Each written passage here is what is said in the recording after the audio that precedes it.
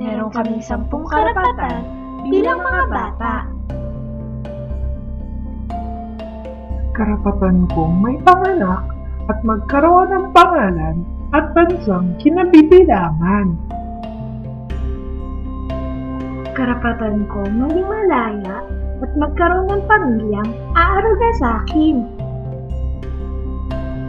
Karapatan kong mabigyan ng pagkakataon, makapaglaro at oras maging malaya.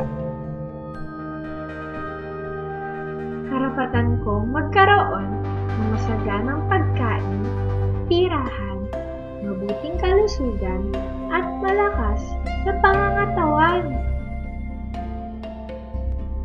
Karapatan kong magkaroon ng magandang edukasyon. Karapatan kong malayang may pahayag ang aking sariling pananaw at opinyon.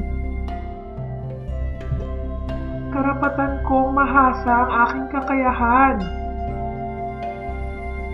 Karapatan kong makatira sa isang mapayapang pamayanan. Karapatan kong mabigyan ng proteksyon laban sa abuso, panganib, karahasan, sa dulot ng gulo at alitan. At huli sa lahat, karapatan nating mga bata ang may pagtanggol at mapagsilbihan ng ating pamahalaan.